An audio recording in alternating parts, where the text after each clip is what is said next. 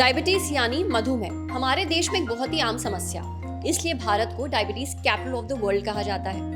अब डायबिटीज एक ऐसी समस्या है जिसका असर शरीर के हर अंग पर पड़ता है, जैसे हार्ट, किडनी, स्किन, दांत, आंखें, सब पर। आज हम खास तौर पर बात करने वाले हैं डायबिटीज से आंखों को होने वाले नुकसान के बारे में। इसे कहते हैं डायबिटिक रेटिनोपैथी। ये बहुत ही आम समस्या है, लेकिन लोगों को इसके बारे में जानकारी नहीं है।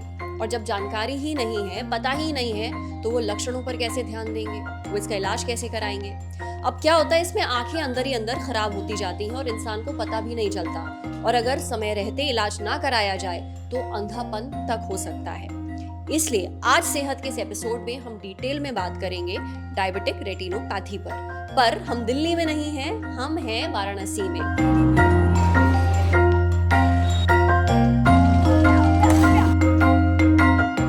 Centre for site group I of hospitals Varanasi Mahmoorganj में। यहाँ हम डॉक्टर से जानेंगे डायबिटिक रेटिनोपैथी के बारे में सब कुछ। इससे जुड़े हर सवाल का जवाब आपको मिलेगा। तो चलिए अंदर चलते हैं और डॉक्टर से बात करते हैं।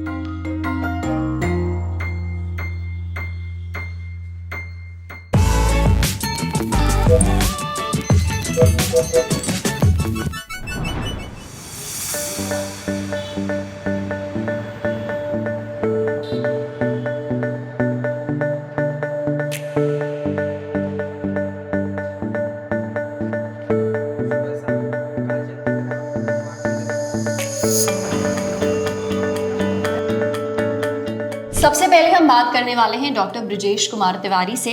डॉक्टर ब्रिजेश, सबसे पहला और सबसे अहम सवाल, आप हमारे ऑडियंस को बहुत ही आसान भाषा में ये समझा दीजिए कि ये डायबिटिक रेटिनोपैथी क्या होती है और इसमें क्या होता है। देखिए, डायबिटीज़ में जो हमारे पर्दे पे असर आता है, पर्दे में डैमेज आता है, उसको हम डायबिटिक रेटिनोपैथी बोलते हैं। ये अनकंट्रोल डायबिटीज़ की वजह से होता है।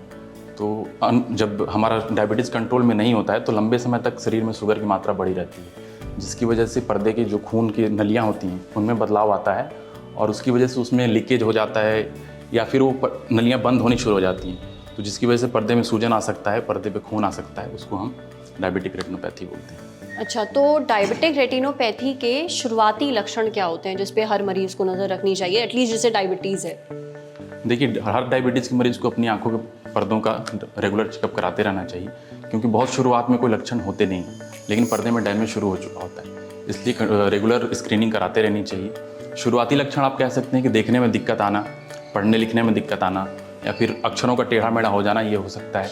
या पर्दे पे अचानक से फ्लोटर्स की समस्या हो सकती है, पर्दे पे काले धब्बे दिखाई दे सकते हैं, जिसको हम फ्लोटर्स बोलते हैं, जो पर्दे के आगे खून आने की वजह से हमें वो समस्या आती है। अच्छा डॉक्टर ब्रजेश, अगर कोई ये लक्षण महसूस कर रहा है पर इन पर ज़्यादा ध्यान नहीं दे रहा है, उसको लग रहा है हो सकता है भाई चश्मे का नंबर बढ़ गया, आंखें कमज़ोर हो गई हों, तो ना वो डॉक्टर के पास जा रहा है, ना वो टेस्ट करवा रहा है, ना वो इलाज ले रहा है, तो अगर डायबिटिक रेटिनोपैथी पर आप ध्यान नहीं देते हैं, सही समय पर इलाज नहीं करवाते हैं, तो क्या हो सकता है? क्या अंधापन तक हो सकता है? जी देखिए, इसमें अगर शुरुआत में ही हम बीमारी को पकड़ें और शुरुआत से ही इलाज शुरू कर दें, जहाँ पे हमारा स्टार्ट हुआ है डैमेज, तो हम इसको रिवर्स कर सकते हैं। अदरवाइज़ अगर हम बहुत ही एडवांस्ड स्टेज में पहुँच जाएँ तो कई बार अंधापन भी हो सकता है और उसको ट्रीट करना थोड़ा मुश्किल हो जाता है। तो आप कह रहे हैं अगर समय रहते आपने ये समस्या नहीं पकड़ी और लक्षणों पर ध्यान नहीं दिया, तो एक पॉसिबिलिटी ये भी है कि आपकी जो विजन है, जो देखने की क्षमता है, उस पर असर पड़े और आप अंधेपन की तरफ भी जा सकते हैं। जी, अगर वो एडवांस्ड स्टेज में है तो बिल्कुल अंधेपन की तरफ जा सकते हैं।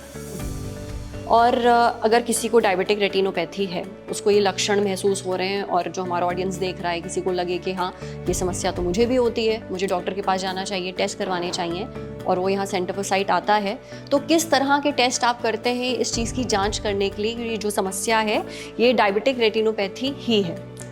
देखिए, डायबिटिक रेटिनोपैथी पहले तो हम आंखों के पर्दों को पुतली फैलाकर जांच करते हैं, जो कि हमारा इनडायरेक्ट ऑप्थेल्मोस्कोप से सर जो पहन के करते हैं। ये जो सर टेक्निकल टर्म्स आप यूज़ करें, अगर हमें दिखा भी देंगे ये टेस्ट कैसे किए जाते हैं तो ज़्यादा आसान हो जाएगा हमारे लिए। ठीक है, चलिए फिर। हमारे पास जब डायबिटीज़ के मरीज़ पहली बार आते हैं तो हम उनके पुतली फैलाकर जांच करते हैं, डायलेटेड फंडस एग्जामिनेशन जिसको बोलते हैं।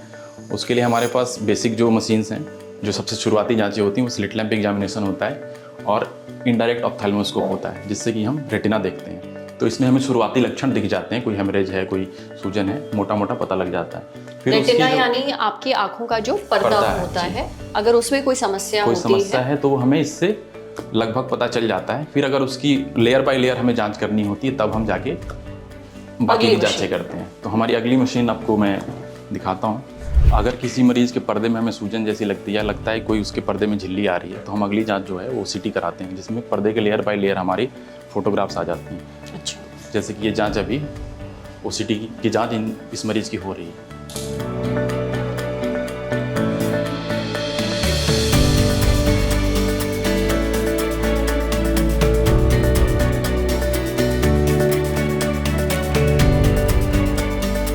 इसके बाद हमारे पास फ्लोरेसेंट एंजियोग्राफी की मशीन है, जिसमें कि हम खून का बहाव कैसा है पर्दे में खून कहाँ तक पहुँच रहा है, खून की नई नलियाँ तो नहीं बन गई हैं, कहीं लीकेज जो है वो इससे पता चलता है। इसमें हम आपके बाजू में एक डाई इंजेक्ट करते हैं जो खून के साथ हमारे आंखों तक पहुंचता है। हम उसके मूवमेंट को ट्रैक करते हैं, उसकी फोटोग्राफ्स लेते हैं और उससे पता लगता है कि हमें ट्रीटमेंट किस तरह से आगे बढ़ना है।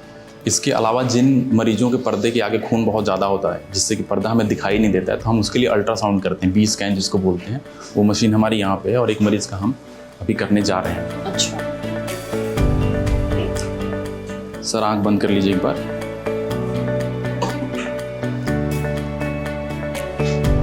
तो इससे हमें पर्दे की अंदर की स्थिति जो है खून होने के बावजूद भी पता लग जाती है कि पर्दे में कोई खिंचाव तो नहीं है, हमें किस तरह के ऑपरेशन करने, ऑपरेशन में हमारी मदद मिलती है इस जांच की वजह से। तो ये हमारी मशीनें थी जिसके थ्रू हम डायबिटिक रेटिनोपैथी की डायग्नोसिस करते हैं और ट्रीटमेंट प्लान अपना डिसाइड करते हैं। अच्छा डॉक्टर ब्रजेश, एक बात ये बताइए, अगर किसी को डायबिटिक रेटिनोपैथी थी और वो इलाज लेता है, क्या इलाज लेने के बाद जो समस्याएं अब तक उसे महसूस हो रही थी वो दोबारा ठीक हो सकती हैं? क्या ये पूरी जो भी नुकसान अभी तक हुआ वो रिवर्स किया जा सकता है? जी, अगर समय से वो चीज़ें पकड़ में आ जाए, जैसे कि पर्दे की सूजन है या पर्दे पे खून आना है, तो समय से ट्रीटमेंट मिल जाए तो वो रिवर्स हो सकती है। और अभी तक जो नुकसान हुआ, फॉर एग्जाम्पल अगर अभी तक उसे धुंधला दिख रहा था या धब्बे दिख रहे थे, विजन में समस्या आ रही थी, इलाज लेने के बाद ये ठीक हो सकता है? ये सब चीज़ें रिवर्स हो सकती हैं। डॉक्टर ब्रजेश, आपसे आखिरी सवाल मेरा ये है कि क्या डायबिटिक रेटिनोपैथी की वजह से ब्रेन की तरफ जो खून का बहाव होता है उसमें कोई समस्या आ सकती है या फिर न्यूरो की कोई दिक्कत हो सकती है? देखिए, सबसे पहले तो जो ऑप्टिक नर्व होती है हमारी, जो हमारे आंखों की जो मेन नर्व होती है ऑप्टिक नर्व, उसमें भी समस्या आ सकती है, जिसको ऑप्टिक न्यूरोपैथी या पैपिलोपैथी भी हो सकती है। और दिमाग में कहें तो स्ट्रोक की रिस्क बढ़ जाता है, हमारे खून के थक्के जमने की वजह से डायबिटीज़ के पेशेंट में स्ट्रोक का रिस्क बढ़ जाता है। तो यानी डायबिटिक रेटिनोपैथी से अगर इलाज मतलब समय पे नहीं लिया जाता है तो डायबिटिक रेटिनोपैथी से स्ट्रोक का रिस्क भी है? एक तरह से कह सकते हैं, मेनली ये डायबिटीज़ की वजह से रिस्क है, पर डायबिटिक रेटिनोपैथी है तो आई थिंक ये काफ़ी डैमेज ऑलरेडी हो चुका है शरीर में, तो उससे स्ट्रोक का खतरा बढ़ता है। थैंक यू डॉक्टर ब्रजेश, हमसे बात करने के लिए, हमारे सवालों के जवाब देने के लिए। लेकिन सवाल अभी ख़त्म नहीं हुए हैं, सवाल और भी हैं, तो देखते रहिए।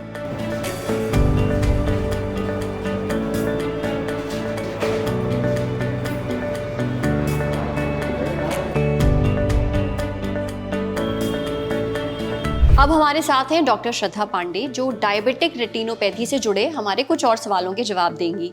तो डॉक्टर श्रद्धा, सबसे पहला सवाल, डायबिटिक रेटिनोपैथी का इलाज कैसे होता है? डायबिटिक रेटिनोपैथी का इलाज निर्भर करेगा कि बीमारी कौन से चरण में है। तो सबसे पहले हमें आँखों, जैसे हमारे पास सेंटर फॉर साइट वाराणसी में जब कोई पेशेंट आता है तो हम उसकी आँखों में पुतली फैलाने वाली दवा डाल के, पुतली फैला के पूरे रेटिना यानी आँख के पर्दे का जांच करते हैं और ग्रेड करते हैं कि डायबिटिक रेटिनोपैथी कौन से स्टेज में है। अगर बीमारी शुरुआती स्टेज में होती है तो उस स्टेज में सिर्फ ब्लड शुगर कंट्रोल, आँखों के में कुछ डालने वाली ड्रॉप्स और रेगुलर फॉलोअप सफिशिएंट होता है। पर अगर बीमारी इससे आगे की स्टेज में है, जिसमें आँख के पर्दे पे अगर सूजन आ गई है, तो आँखों में इंजेक्शंस लगाने की ज़रूरत पड़ सकती है। कई बार इन इंजेक्शंस को रिपीट भी करना पड़ता है और साथ में रेगुलर फॉलोअप्स करने पड़ सकते हैं। ये जो इंजेक्शन आप आंखों में लगा रहे हैं, कहीं दर्द तो नहीं होता इनमें? नहीं, हम आंखों में एक सुन करने का ड्रॉप डालते हैं जिससे फिर दर्द नहीं होता, इंजेक्शन पता नहीं चलता। अच्छा। और इससे भी अगर आगे की स्टेज में डिजीज़ है तो फिर कई बार पर्दे का ऑपरेशन की भी ज़रूरत पड़ती है। तो ये पर्दे के ऑपरेशन में यूजुअली हम एक सुन की सुई आंखों के पास लगाते हैं और निर्भर करता है, अगर पर्दे के आगे खून आया है तो उसे, या फिर तनाव है, खिंचाव है, तो एक मशीन से वो सब चीज़ों को साफ करके आंखों के अंदर ऑयल या गैस डाला जाता है जिससे वापस से रोशनी रिस्टोर करी जा सके। अच्छा, डायबिटीज़ के किन पेशेंट्स में डायबिटिक रेटिनोपैथी का रिस्क ज़्यादा होता है, टाइप 1 या फिर टाइप 2? और क्या इन दोनों पेशेंट्स में यानी टाइप 1 पेशेंट्स में अलग तरह से डायबिटिक रेटिनोपैथी डेवलप होती है और टाइप 2 पेशेंट्स में अलग तरह से? डायबिटिक रेटिनोपैथी का रिस्क सबसे ज़्यादा निर्भर करता है कि पेशेंट को डायबिटीज़ कितने सालों से है, जो ड्यूरेशन ऑफ डायबिटीज़ है, क्योंकि टाइप 1 डायबिटीज़ यूजुअली 20 से 30 साल के अंदर आ जाता है। तो कितने साल से डायबिटीज़ है, ये ड्यूरेशन टाइप 1 पेशेंट्स में बढ़ जाता है, इसलिए टाइप 1 पेशेंट्स में रिस्क ज़्यादा हो जाता है कंपेयर टू टाइप 2 यानी इंसुलिन नॉन डिपेंडेंट, जो यूजुअली 40-50 की उम्र में डायग्नोज होते हैं। डॉक्टर श्रद्धा, क्या डायबिटिक रेटिनोपैथी की वजह से कैटरैक्ट, जिसे हम सफ़ेद मोतियाबिंद कहते हैं, और ग्लूकोमा, जिसे काला मोतियाबिंद कहते हैं, ये दोनों समस्याएं भी हो सकती हैं? जी बिल्कुल, डायबिटिक रेटिनोपैथी की वजह से कैटरैक्ट और ग्लूकोमा का रिस्क बढ़ जाता है। ये दोनों समय से पहले आ सकते हैं। कारण ये होता है कि डायबिटीज़ जो है खून की धमनियों को अफेक्ट करता है, जिसकी वजह से फ्लूइड लीकेज बढ़ जाता है और कैटरैक्ट और ग्लूकोमा होने का रिस्क बढ़ जाता है। अच्छा, एक बहुत ही ज़रूरी सवाल, क्या हर इंसान जिसे डायबिटीज़ है उसे डायबिटिक रेटिनोपैथी होगी ही या फिर इसे बचा जा सकता है? और अगर बच सकते हैं तो फिर भाई बचने का तरीका भी बता दीजिए। हर इंसान जिसे डायबिटीज़ है उसे डायबिटीज़ रेटिनोपैथी हो, ये ज़रूरी नहीं है।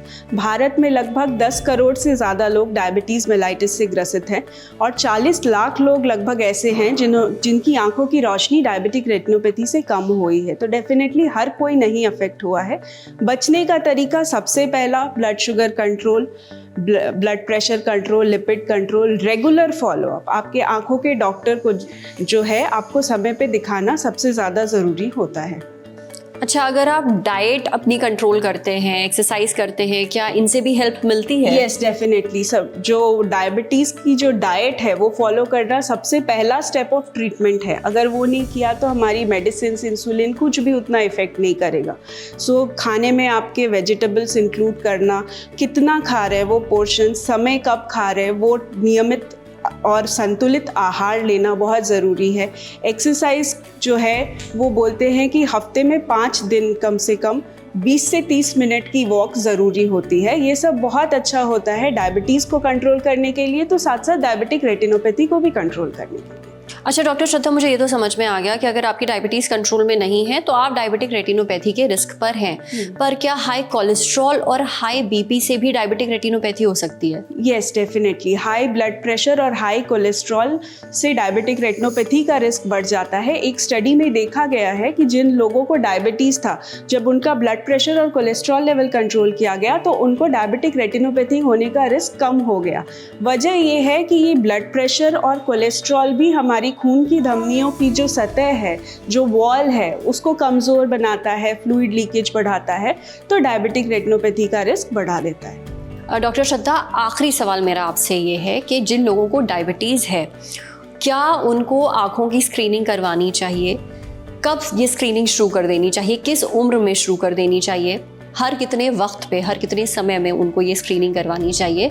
और ये भी बता दीजिएगा कि ये स्क्रीनिंग कैसे की जाती है। बहुत सारे सवाल मैंने एक साथ पूछ लिए हैं, तो एक एक करके मैं आपसे ये जानना चाहूँगी। सबसे पहले तो क्या ये जो स्क्रीनिंग है किस उम्र में शुरू करनी चाहिए? ये निर्भर करता है कि डायबिटीज़ कौन से टाइप की है और जब देखा गया तो डायबिटिक रेटिनोपैथी कौन से चरण में थी। अगर किसी को टाइप 1 डायबिटीज़ है तो उसे अपनी बीमारी का पता चलने के 3 से 5 साल के अंदर सबसे पहली बार आंखों के पर्दे की जांच करा लेनी चाहिए। अगर किसी को टाइप 2 डायबिटीज़ है तो उसे अपनी बीमारी का पता चलते ही तुरंत अपने आंखों के पर्दे की जांच नेत्र विशेषज्ञ द्वारा करा लेनी चाहिए। उसके बाद जब पता चल गया, जब आपने दिखाया और डायबिटिक रेटिनोपैथी है, तो अब आपके डॉक्टर आपको खुद बताएंगे कि आपको किस स्टेज की बीमारी है और उस पे निर्भर करेगा कि आपको हर 1 साल पे देखा जाएगा या हर 6 महीने पे या 3 महीने पे या 1 महीने पे।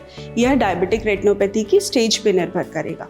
रही बात स्क्रीनिंग कैसे करते हैं, तो सेंटर फॉर साइट वाराणसी में जब हमारे पास कोई पेशेंट आता है तो हम उसकी आंखों में ड्रॉप डालते हैं, पुतली फैलाने वाली यानी डायलेटिंग ड्रॉप्स, जिससे पुतली फैले और आंख का पूरा पर्दा अच्छे से दिखाई दे। उसके बाद कुछ स्पेशल लेंसेज और कुछ स्पेशल इंस्ट्रूमेंट्स की मदद से हम उसके पर्दे के हर कोने की अच्छे से जांच करते हैं। कई बार उसका एक फंडस कैमरा के थ्रू फोटो भी लिया जाता है पर्दे का, ताकि एक रिकॉर्ड रहे कि अभी किस स्टेज में है आंख का पर्दा और उसको आगे फॉलोअप करते हैं, जो फॉलोअप सबसे ज़रूरी है। दूर दराज के एरिया में इनफैक्ट जहाँ पे डॉक्टर की सुविधा नहीं उपलब्ध है, वहाँ पर भी आजकल आर्टिफिशियल इंटेलिजेंस के थ्रू फंडस कैमरा की मदद से पर्दे की फ़ोटो लेकर चिन्हित किया जाता है कि किनको डायबिटिक रेटिनोपैथी का रिस्क ज़्यादा है, एंड वाया टेलीमेडिसिन उनको हेल्प किया जाता है। Thank you so much doctor Shraddha हमारे सवालों का जवाब देने के लिए। Thank you so much. अब हमारे साथ हैं डॉक्टर वंदना। डॉक्टर वंदना, पहला सवाल आपसे मेरा ये है, बहुत सारी महिलाएं हैं जिन्हें प्रेगनेंसी के वक्त डायबिटीज़ हो जाता है, जिसको हम जेस्टेशनल डायबिटीज़ कहते हैं। हाँ। क्या इन महिलाओं को भी डायबिटिक रेटिनोपैथी का खतरा है? हाँ, इन महिलाओं में भी डायबिटिक रेटिनोपैथी का खतरा हो सकता है।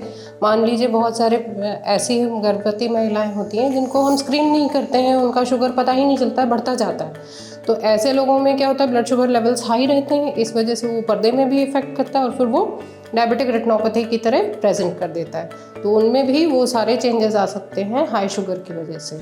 पर डॉक्टर वंदना, मैंने ये भी सुना है कि ख़ासतौर पे जेस्टेशनल डायबिटीज़ में जब प्रेगनेंसी ओवर हो जाती है, यानी डिलीवरी हो जाती है, तो उसके बाद शुगर लेवल वापस कंट्रोल में भी आ जाता है। हाँ बिल्कुल, ज़्यादातर जो जेस्टेशनल डायबिटीज़ होती है, एक बार प्रेगनेंसी ख़त्म होने के बाद में हार्मोनल लेवल्स जब सेटल हो जाते हैं तो वो ख़त्म हो जाते हैं सारे ब्लड शुगर के चेंजेस, तो वो डायबिटिक रेटिनोपैथी भी रिग्रेस कर जाता है। लेकिन कुछ लोगों में यहीं से डायबिटिक होने के चांसेस बढ़ जाते हैं और वो टाइप 2 डायबिटीज़ में प्रोग्रेस कर जाते हैं। तो फिर इससे बचने के लिए क्या करें? इससे बचने का बहुत ही सिंपल तरीका है कि आप अपने खान पान का पूरे टाइम ध्यान रखिए। और दूसरा, अगर आप योगा कर सकते हैं, व्यायाम कर सकते हैं, एक्सरसाइज कर सकते हैं, वॉक कर सकते हैं, ऐसी चीज़ें करिए जिससे कि आपके बॉडी का जो शुगर लेवल्स हैं हमेशा मेंटेन रखें। और आँखों की अगर ख़ास तौर पे बात अगर करें, आँखों का ये है तो एक बहुत इंपॉर्टेंट चीज़ है कि आपको भले ही सिम्टम्स फील हों या ना हो, कुछ महीनों के अंतराल पे आप एक बार अपना पर्दा चेक कराते रहें, ताकि क्योंकि आप एक बार तो आ ही चुके हैं डेंजर जोन में, इसलिए। चलिए, तो महिलाओं की बात हो गई। क्या बच्चों को भी डायबिटिक रेटिनोपैथी हो सकती है? क्योंकि टाइप 1 डायबिटीज़ बच्चों को होती है, तो क्या उनको भी रिस्क है डायबिटिक रेटिनोपैथी उनमें होने भी का? ये रिस्क है, क्योंकि बच्चे छोटे होते हैं, वो बहुत जल्दी अपने विजन में चेंजेस परसीव नहीं कर पाते, उन्हें पता नहीं चलता है कि हमें कम दिख रहा है, ज़्यादा दिख रहा है। तो और शुगर लेवल्स भी कई बार बच्चों में मैनेज करना मुश्किल होता है, तो अगर बढ़े हुए लेवल्स होंगे तो फिर डायबिटिक रेटिनोपैथी बच्चों में हो सकती है। तो फिर अब भाई इसके लिए तो माँ बाप को काफ़ी ध्यान देना पड़ेगा।